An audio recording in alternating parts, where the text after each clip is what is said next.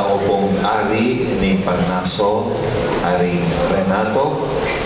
Ika tao pong Prinsipe ni Parnaso, Prinsipe Romeo. Ika tao pong board member Catalina Pagkasina.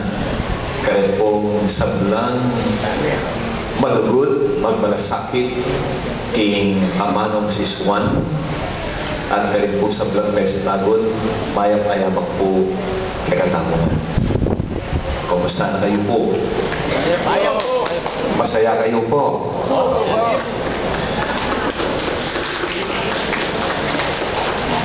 Gatpanapo na po kano ng Amanong Siswan. Eko po mga pakirot nung dindam tayo pong tingkas na iting Amano ng kagataong pong Ari. Kapilan pa mo po at hindi sinabi ka naman labon kay Benigno Kino Hall. Metong niya pong koro magkanta bayang Santa Misa na po sinabi ng metong nino yung tugtog niya ni King Isamban na sinabi.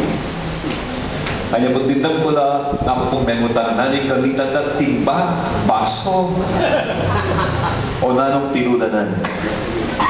Ing aman wanda po pala diling tugtog king organo king Isamban. Nga po sinabi kaya pakamala mong wale nga po igalitan mo ting-ting tugtog.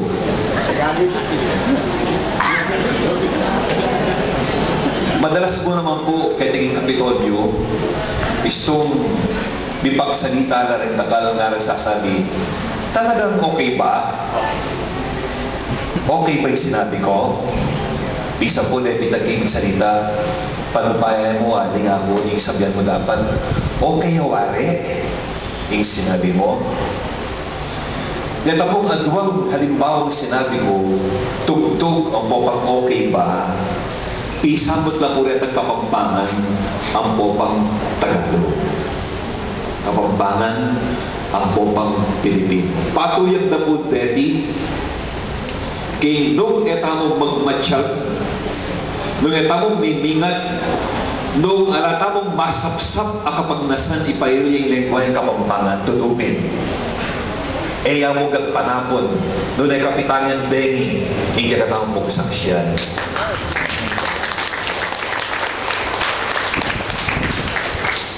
Kaluklok ko po keti king pamalungkulan. Dapat po may naman medli sa nalunis.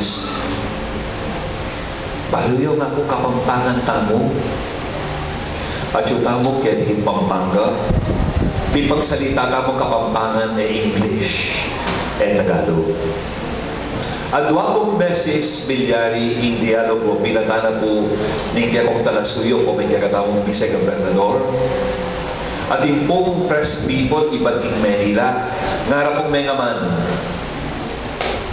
Mongol ngara magtagalog tamo po o kaya po mag-English tamo po pablasang rengke katamong newscasters era ang India ni Kapampangan panupaya yun po nga po impisabyan inglalawigan Kapampangan Ibisasabyan tungkol kay Kapampangan, Kapampangan tamo po.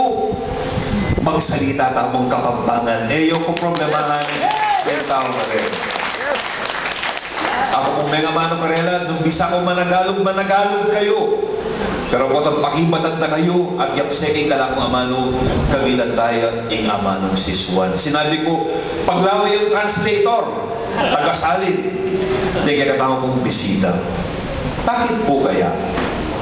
O kung isuot yung tamang bisita ng Ibiasang Kapampangan, king meto nga banda, papakitawag papasyag tamo yung katamong ganaka.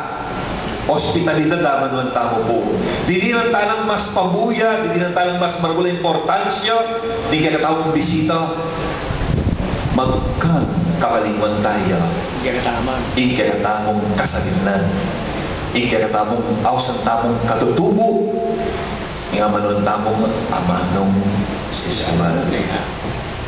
Nakapong nabengi, napon, kaya po king Benigno Kino Hall, busan na po ning isasabyan king Polosa at Pasuldo, nakapong may naman. Pakita sino mo po rin gaman nyo. Dito pong sinusuking bote. Ilan na po kayo rin sinusuking bote pa yung chupon?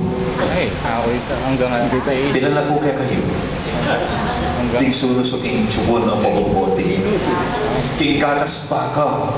Kanya po, takal ka rin kaya na kaya ni, karentao ngayon sinusong baka, ugali ng baka. Nino po kayo rin sinusuking suso ng imata mo? Ay, gabi. Gabi. Okay, salamat po.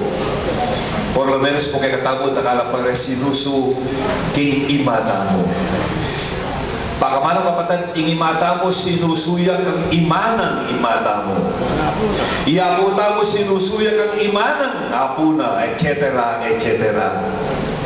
Iting amanong gagamitan tamo, kaya tubo tayo, may ariyang tanaman, may gabon sa king gabon.